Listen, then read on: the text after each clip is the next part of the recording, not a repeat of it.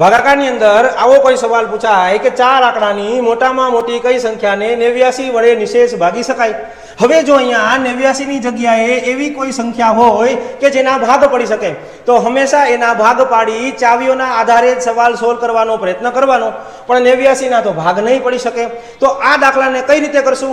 જો એક એક ભાગવા જશું તો સાંજ થઈ જશે, તો સીધી સંખ્યા પસંદ કરવાની કે 4 આંકડાની મોટામાં મોટી સંખ્યા 9999 છે અને આને જો 89 વડે ભાગવામાં આવે તો શું થાય? તો કે 89 એકા 89, કેટલા બાકી રહેશે? તો કે 10, ઉપરથી ઉતાર્યો 9, ફરી પાછા 89 એકા 89, કેટલા બાકી રહેશે? 20, ઉપરથી ઉતાર્યો 9, 89 ગુણ્યા 2 કરીએ એટલે 178, કેટલા બાકી રહેશે? તો કે 31 બાકી રહેશે। તો એનો મતલબ એવો થયો કે અહીંયા 4 આંકડાની મોટામાં મોટી પૂછી છે, જો હું 1 રૂપિયો પણ અહીંયા ઉમેરીશ તો એ આંકડાની સંખ્યા 4 આંકડાને બદલે 5 આંકડાની થઈ જશે। એટલે સીધું યાદ રાખવાનું કે જેટલી પણ મારી શેષ બાકી રહેશે એને બાદ કરી દો એટલે સીધો સવાલનો જવાબ મળી જાય। એટલે 9999 માઇનસ જો 31 કરવામાં આવે તો મારા સવાલનો જવાબ મળી ગયો 9968, એટલે કે બી છે એ છે મારા સવાલનો સાચો જવાબ।